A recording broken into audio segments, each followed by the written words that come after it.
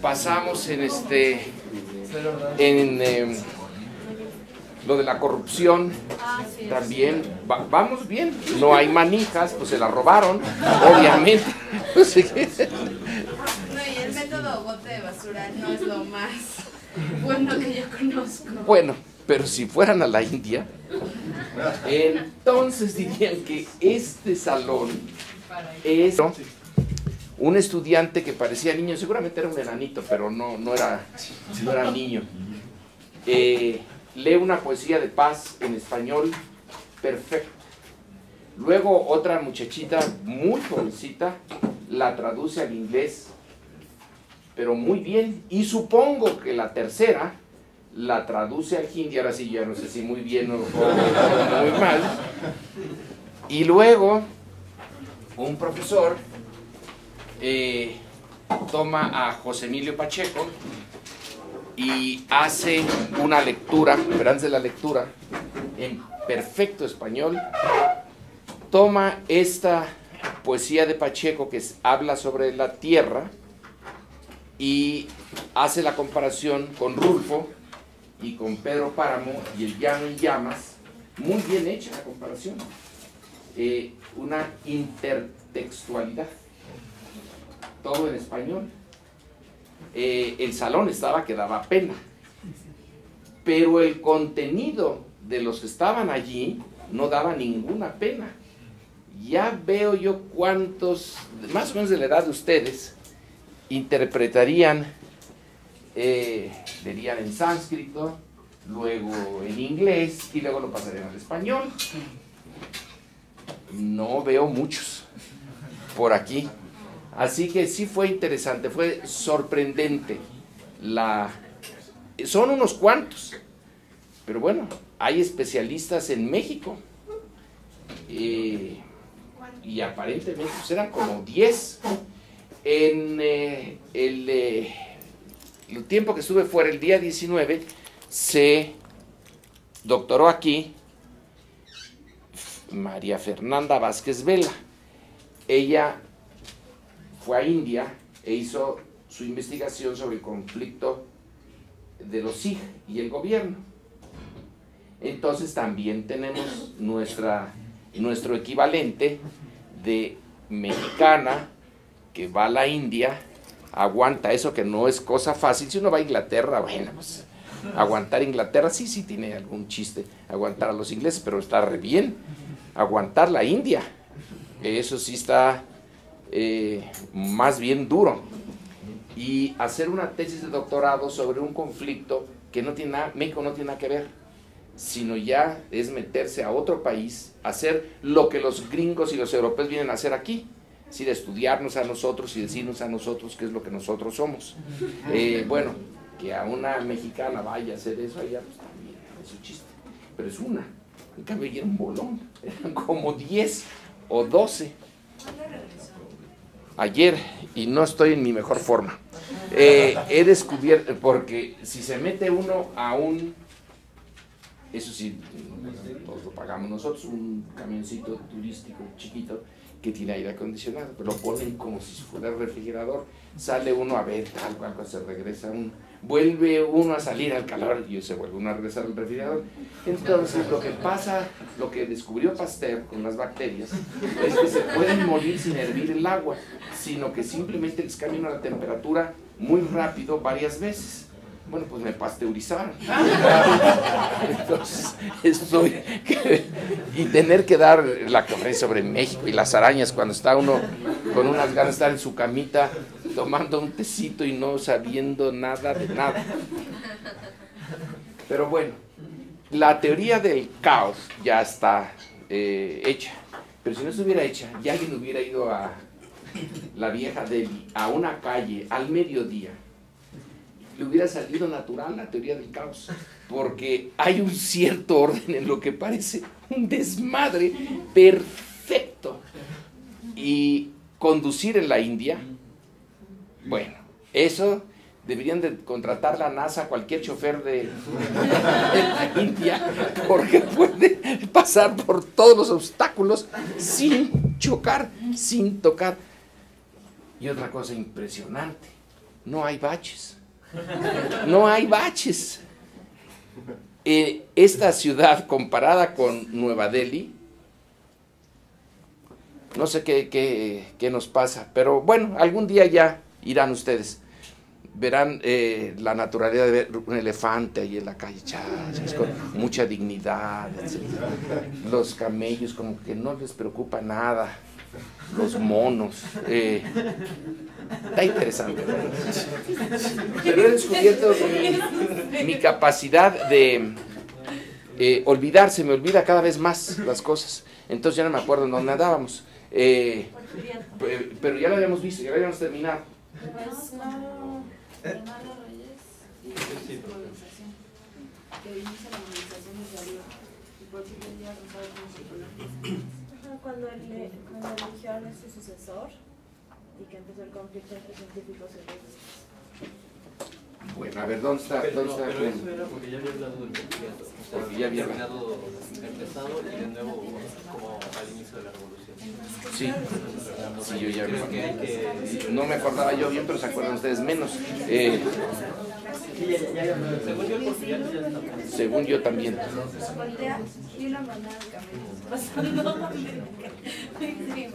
Bueno, entonces vámonos a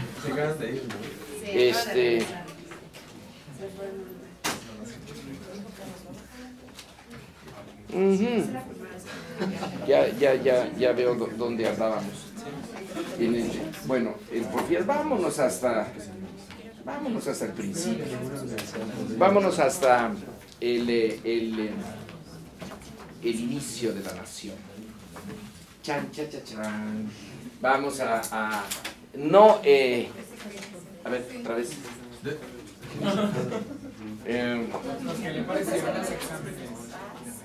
Vámonos desde la nueva nación y sus debilidades y el triunfo liberal, la república restaurada y su consolidación oligárquica. Y ahí ya nos encontraremos con el porfiriato, que es la consolidación de la república restaurada. ¿Alguna cosa que tengan? Adviértoles. Los exámenes salieron bien. Demasiado bien. Entonces, y estoy muy contento con el hecho de que algunos hayan tomado cosas artísticas, pero esta es una clase de política. La política es un arte, ¿cierto? Pero no hay que exagerarle. El siguiente y último examen lo vamos a hacer aquí y sí. Right here. No les voy a decir que se queden aquí en el salón ni nada, pueden salirse, etcétera, pero en 2 horitas. En 2 horitas vamos a responder al examen aquí. Y entonces veré si realmente lo que vi en este examen es cierto, que son muy buenos y que pueden hacerle frente a cualquier tipo de pregunta histórica. Hay que tomarlo tan radical. Muy bien, muy bien. Yo considerando que estuvimos aquí hasta las 6 de la mañana. Esto les va a ir mejor, porque así no se van a desvelar, no van a nada. Son 2 horas. Y si no sale bien, pueden decir, yo sabía tanto, pero en 2 horas. ¿Cómo pueden en 2 horas hacer eso? En el otro, sí tengo derecho a preguntar, pásele, no le haga caso al sistema hindú.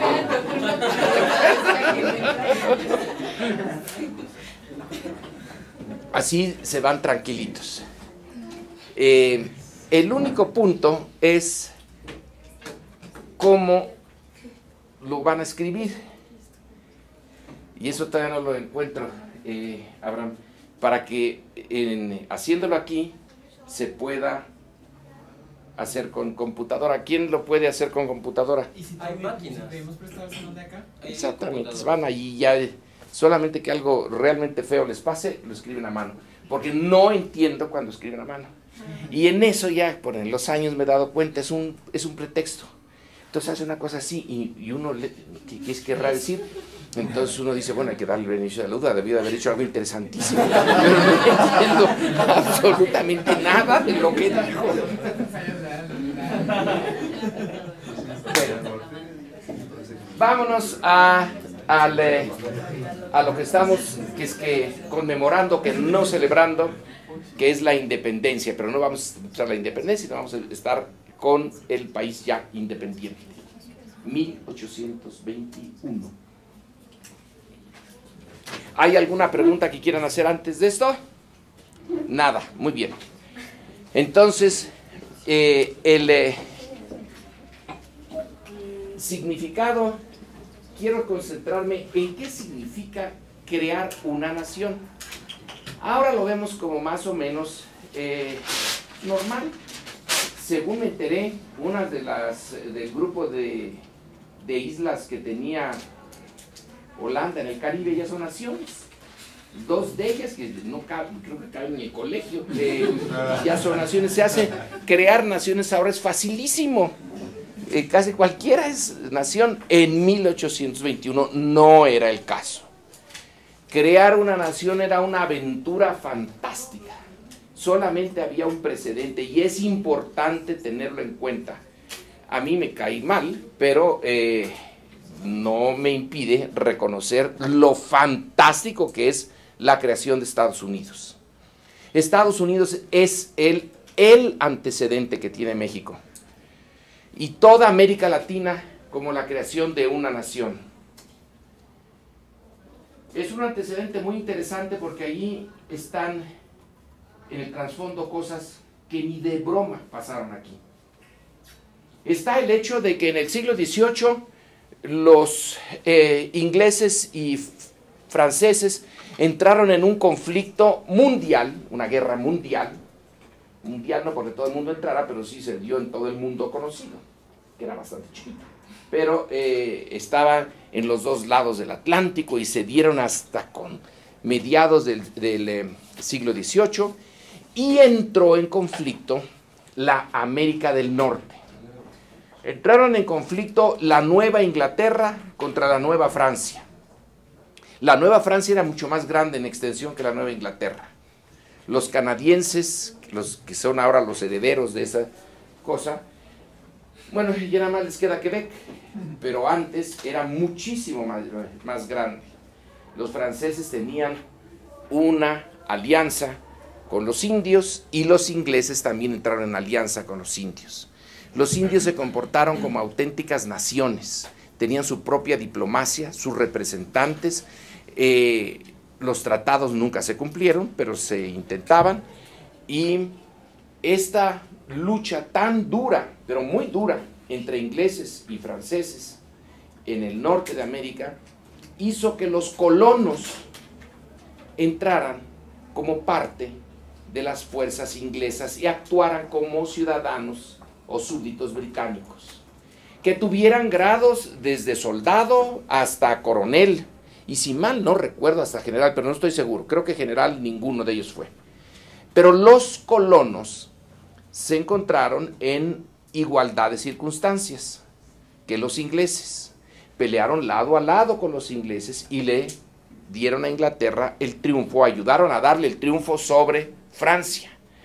Quiere decir que mucho antes de que surgiera Estados Unidos, los colonos ya actuaban como parte integral de una nación con sus derechos y sus obligaciones. Por eso van a sentir, cuando les pongan impuestos y no tengan representación en el Parlamento, que alguien no está jugando bien las cartas, que alguna injusticia se está cometiendo allí. Pero ya tenían experiencia en la participación en la parte más dura de la política, que es la guerra. Si la política al final de cuentas es la violencia, normalmente es la violencia contenida, enlatada, pero ahí está. En el último grado, la política es el uso de la violencia. Ellos ya lo sabían. Pero además vienen de una cultura protestante en donde el viaje de la Inglaterra antigua a la Nueva Inglaterra les lleva a autoorganizarse. Y los Founding Fathers, los Pilgrims, tienen elecciones, tienen sus autoridades designadas por ellos, elecciones sistemáticas. La democracia política era algo que ya conocían. La democracia política moderna. Destituían también autoridades. La corona estaba muy lejos de ellos y les dejaba una gran cantidad de decisiones a sus cuerpos colegiados. Y todos tenían que leer, porque como buenos protestantes tenían que leer la Biblia. Si podían leer, si estaban alfabetizados, tenían acceso al conocimiento más sofisticado de la Europa del siglo XVIII. Esas son unas cuantas cosas nada más. Ahora piénsenle el contraste. ¿Dónde están los indios en esa América del Norte? Están como aliados. Son una especie de tlaxcaltecas, un montón de tlaxcaltecas de los dos lados. Pero poco a poco se les va haciendo a un lado. No se les integra. No hay necesidad ni ganas de integrarlos. Se les va desplazando a las partes más inaccesibles y menos solicitadas por los blancos. La sociedad norteamericana es una sociedad blanca a la que se le integran los esclavos. Pero entonces es una democracia al estilo griego, en donde sí es democracia, se va a la plaza central, se discuten las cosas, pero los ciudadanos griegos son nada más los hombres libres. Los esclavos no tienen nada que ver, las mujeres no tienen nada que ver. Lo mismo en Estados Unidos. Es una especie de Grecia. Y su población nativa no tiene nada que ver con el asunto político. Entonces, demos la vuelta. ¿Cómo estamos en la Nueva España? La Nueva España no ha tenido que confrontar para nada al exterior. Es una zona muy cerrada. Aquí no llega nadie más que por puritito accidente, excepto, bueno, los españoles, poquitos, que el gobierno español les da permiso de venir. Pero fuera de España no llegan más que los náufragos. Alguien que cayó aquí porque Dios lo obligó, pero no porque hubiera una línea institucional para traer gentes de fuera y que intercambiaran ideas con los de adentro y tuvieran una vida más o menos globalizada. Esto estaba muy, muy cerradito.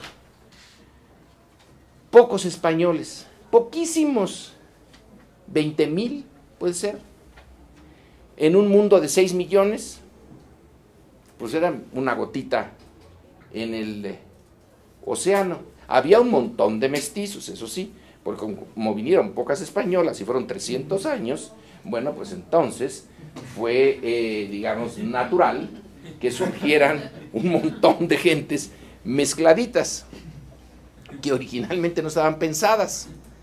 No había un lugar legal para ellos. Había una república de indios y una república de españoles. Pero la república de los de en medio no estaba pensada. Así que hubo que andar creando cosas y todas las castas y todo este complejísimo mundo de lo mezclado. Estaban los esclavos negros, los indios y los españoles. Y luego el montón de mestizos. Pero aquí los indios son parte integral de la sociedad.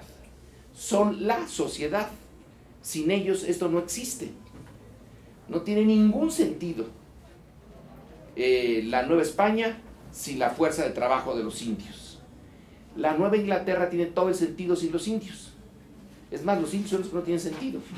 La Nueva Inglaterra, ¿no? ¿Qué rayos hacen allí? ¿Por qué accidente Dios los puso allí? No debían de estar. Aquí son la parte sustancial. Si no estuvieran los indios, ¿a poco los españoles iban a trabajar? Tampoco. Si para eso habían hecho el gran viaje. Entonces, hay una estructura económica y social completamente distinta. Aquí ese grupo mayoritario es un grupo que no entra de manera perfecta en la cultura de la clase dominante, cosa que sí pasa en Estados Unidos. Ahí desde los de abajo hasta los de arriba comparten la misma cultura. Podrán tener lenguas diferentes, habrá holandeses, ingleses, alemanes, pero son parte de una gran cultura europea y básicamente protestante. La parte católica, que serían los franceses, son los que están aparte y son los que van a estar derrotados. El grueso de la sociedad es alfabetizada y ya ha ejercido sus derechos políticos, los mismos que van a ejercer después de que sean independientes. Aquí no. Aquí es exactamente lo opuesto. Aquí sí vamos a intentar algo nuevo. En Estados Unidos, al final de cuentas, la lucha por la independencia, que por un pelitito y la pierden, pero afortunadamente para ellos les pusieron un general muy malo en el lado inglés, y les pusieron otro también bastante malo del lado norteamericano, pero era más malo el inglés. Entonces Washington era un agente de mucha fibra, pero no era muy buen general. Pero había aprendido el oficio en la guerra contra los franceses. En ese mundo de el choque de dos partes de Europa, los indios van a desaparecer. Y Estados Unidos van a ser para mantener el ejercicio de los derechos que ya tenían y que se sentían que debían de tenerlos plenamente porque habían contribuido a la guerra contra los franceses con mucho éxito, con dinero, con hombres, con esfuerzo. Y el rey Jorge no les estaba reconociendo eso. Entonces la lucha es para mantener lo que se tenía.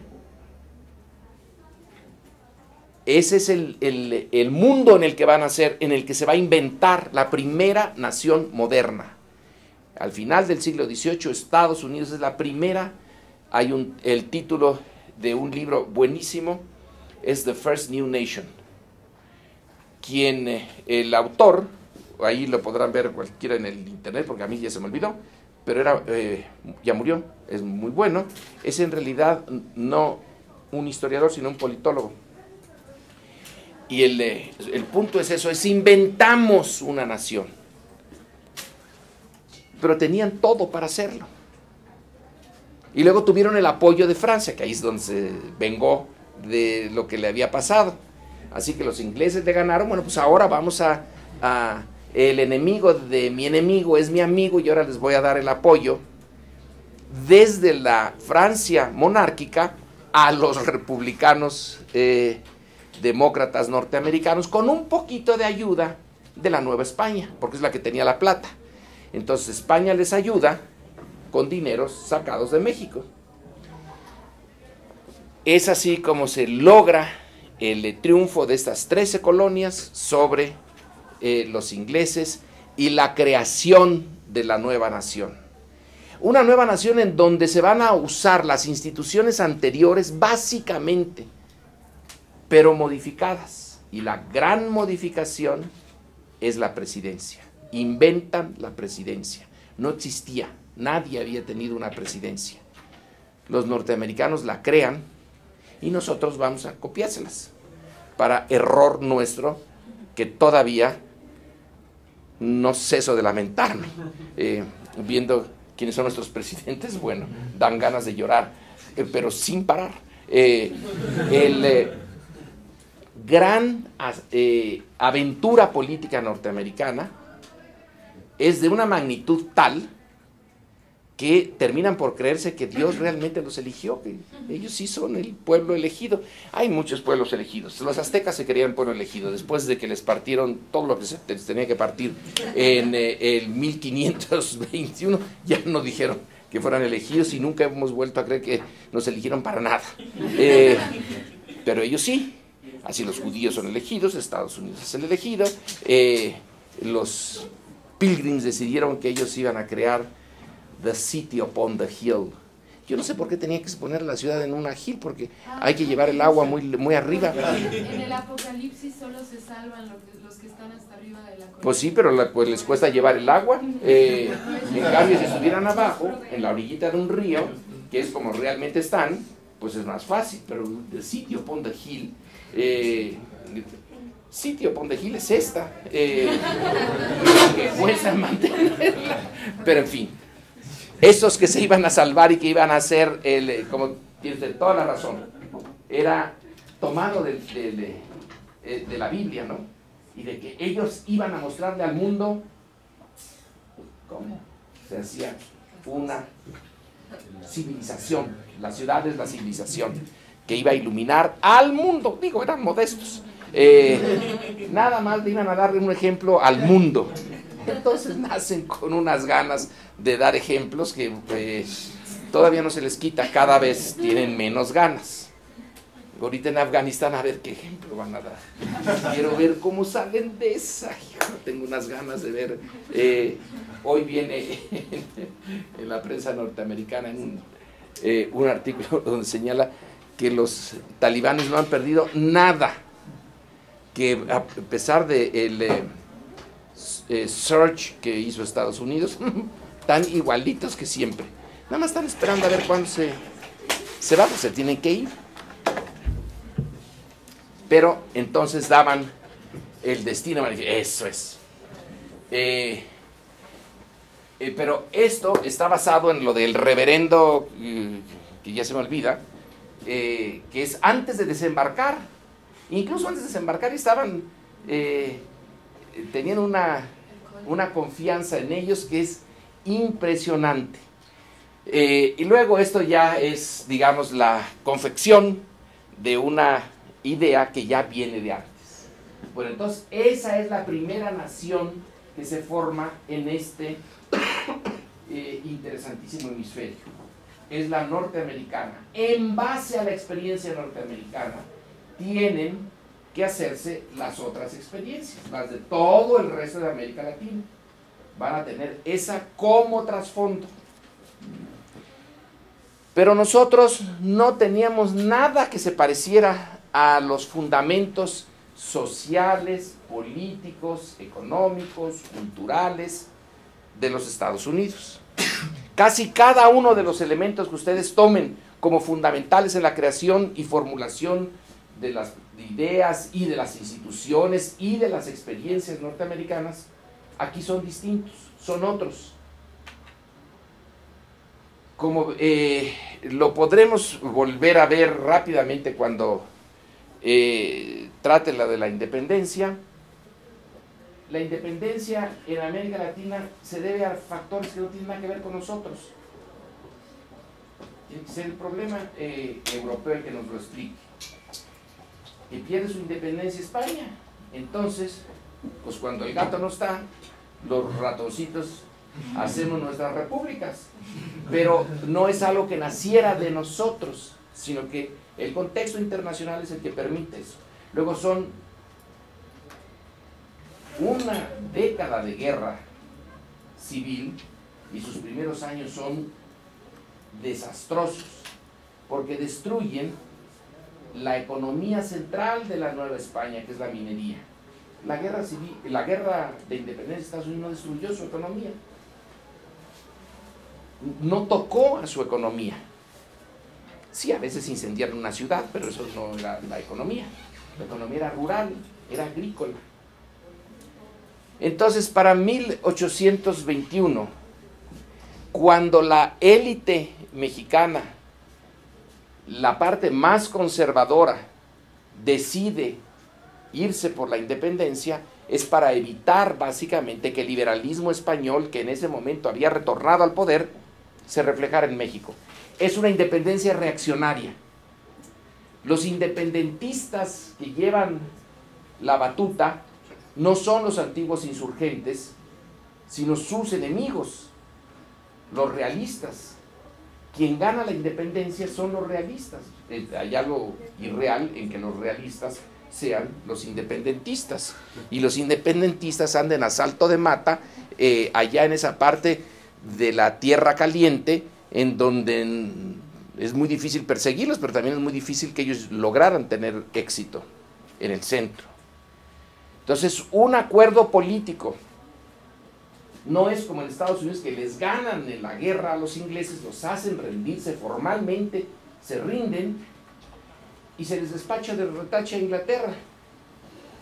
Aquí es el movimiento del señor Iturbide que hace que un ejército que estaba destinado a acabar con los insurgentes se voltee y acabe con lo que queda del gobierno virreinal. Una vez hecho este acuerdo, entonces, con los insurgentes bona fide como junior partners, se hace el primer esfuerzo tratando de buscar un monarca europeo para que se haga cargo del nuevo país. No se puede. Entonces Iturbide va a ser el emperador, y este va a ser un imperio. Un imperio en papel impresionante de más de 4 millones de kilómetros cuadrados, que va desde Centroamérica, porque se unen Centroamérica a México, hasta sepa Dios dónde, en eso que era el septentrión, y donde realmente en 300 años los españoles no habían llegado muy lejos. Estaba todavía a medio explorar y a medio conquistar. Entonces es un imperio que en su frontera norte no sabe exactamente qué es lo que tiene. Y lo que sí sabe es que no tiene suficiente población, pero es enorme. Y hay una primera visión que está bien concentrada en este libro publicado por el Colegio de México en los 1970, si mal no recuerdo, y que creo que lo tienen en su bibliografía, que se llama Las ideas de un día, que es una tesis en realidad de doctorado hecha al libro. Y en esta tesis lo que se recoge es el discurso político de 1821, vía los folletos que se pueden recuperar, que no han sido perdidos de esa época. Entonces es un discurso de las élites. Es un discurso fantástico. Es la única vez que se puede decir que está llena de entusiasmo la élite. México va a ser el imperio mexicano va a ser una de las grandes potencias del mundo. Va a pertenecer a ese puñado que van a dirigir los destinos del mundo. No está mal como discurso. Este imperio tiene frontera con Rusia, porque tenemos más arriba de Sonoma, está Fort Ross. Allí va a estar Rusia, hasta Centroamérica. Pues la cosa estaba muy bien. Tenemos al Caribe de un lado, al Océano Pacífico del otro, a Japón, China por allá, Estados Unidos está allí. Tenemos un futuro magnífico, político, económico, etc. Ese libro, léanle al menos unas partes. No lo lean todo porque termina por ser muy deprimente, porque está tan lleno de emoción, de que ahora sí ya la hicimos. Las ideas de un día. Está por ahí, Abraham, ¿no está? No está en la bibliografía. Es buenísimo. Las ideas de un día, sí, porque duran un día nada más. Esas ideas, o casi un día. Pero qué buenas ideas. Eso sí, no duraron mucho, pero con qué seguridad se pusieron. El problema empieza inmediatamente con la falta de acuerdo en torno al imperio, a Iturbide en particular. Iba a ser un imperio constitucional, desde luego. Se tenía que crear una constitución. Ya teníamos un ejemplo, que es la Constitución de Cádiz, la de 1812, que va a ser en realidad el ejemplo hasta la del día de hoy. Hay una línea no quebrada del todo desde la de 1812 hasta la actual. Pero Es Javier Ocampo el autor. Ocampo, exactamente. Javier Ocampo, que además creo que ni es mexicano. Es